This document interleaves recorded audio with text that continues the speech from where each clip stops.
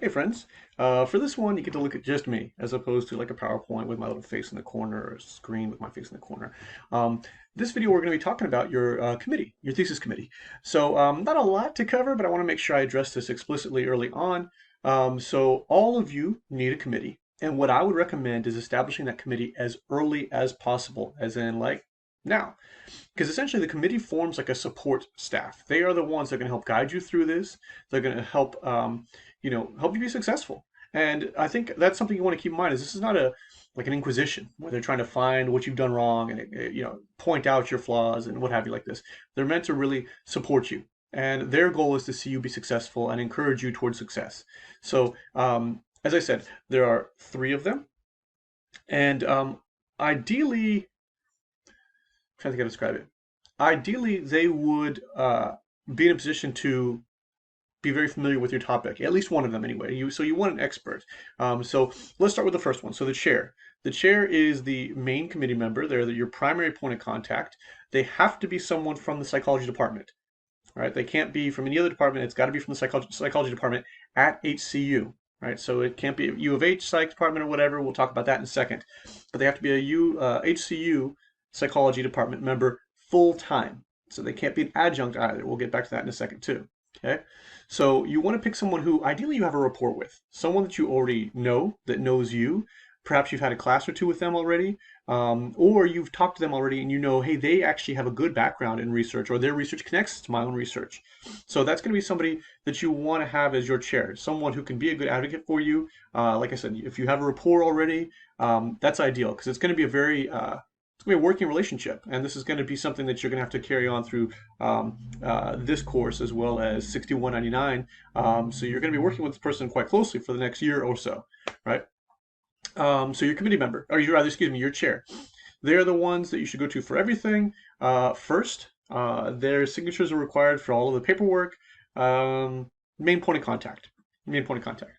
The other two have slightly different requirements. So as I said, we got three. The chair is number one, but we have two other ones, and they're just committee members. They're not like there's not like a hierarchy. So the chair is in charge of the whole committee, but then beyond that, you have two committee members who are of equal standing. I mean, it is what it is, right? But one member of the two have to come from the psych department, right, at HCU, and there's no, I mean, that has to be the way. Like there can't be like that's set in stone. So chair has to come from HCU psych department. One committee member has to come from HCU psych department. However, the big however for that one is they can actually be adjuncts. They don't have to be a full-time faculty member at HCU in order to serve on your committee. They can't be your chair if they're an adjunct, but they can serve on your committee. And I know a lot of students who've done this in the past and have been very successful with adjunct faculty members, especially ones that they've gotten to know well, had a few classes with, what have you. So committee member two from the psych department, but doesn't have to be a full-time employee of HCU. They can be an adjunct.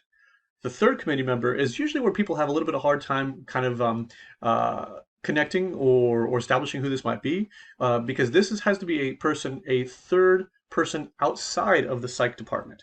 So they could be outside of, so they could be in the education department, they could be in the bio department, they can come from whatever department you want at HCU. In fact, they can even come from further afield. So they could come from U of H. For example, if you got your undergraduate degree at U of H and you know a professor well, and you'd like for them to come over and be your third committee member, that is possible. That is doable for your third committee member. But it could also be someone just from within HCU. So a few of the people that we've worked with previously that are awesome committee members, Dr. Miguel Estrada, we've worked with Dr. Russ Hamadi, Dr. Ben Blackwell. We have good faculty members who we've already worked with. Oh, the cat's coming back. Sorry, my cat jumped in my lap. We have good faculty members who we've worked with many times who provide this outside perspective.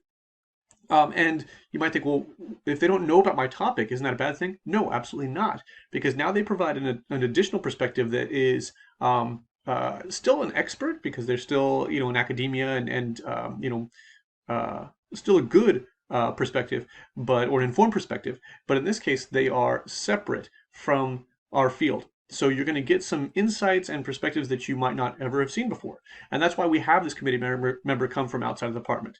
And if they are, a psychology professor from U of H, that's fine. That's fine. But they're coming from an external environment. So once again, they're going to be bringing an external perspective than you might get from faculty members at HCU or what have you. But what I would really suggest is make sure that these are committee members that you feel comfortable working with closely, because the four of you, you and your three committee members, are going to be very closely tied for the next year or so while you complete your thesis, and all with a common goal, of course. But you want to make sure that these are people that you feel very comfortable working with, and can depend on. What I would recommend is fairly constant contact with your committee. So anytime you send something, like if you send a draft or an outline or IRB application or whatever it happens to be, if you send that to your chair, I would recommend sending it to the committee, because each time they can provide feedback, and it's all about making sure that your end product is the best that it can be. So don't be like, okay, well, I'll see my committee at my proposal and then I won't see them again till my defense.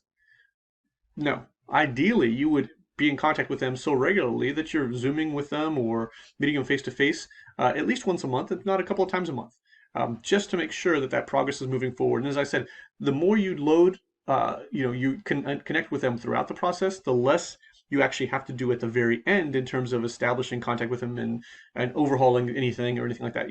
You've kind of kept that line of communication open so that they can provide their feedback throughout the process, as opposed to when you're trying to finish everything off. And you can always also, this is kind of another option, but it happens sometimes, you can have a fourth committee member. So if you have three, for example, from HCU, and then a fourth from U of H or from Lone Star or wherever, that's perfectly all right as well. And if you're really uncertain about this thesis process, it might be advisable, just because now you have even more support to help you get through it. And to that point, and I know I said this in another lecture, I said on many lectures in this course, but keep in mind that their goal is to help you be successful.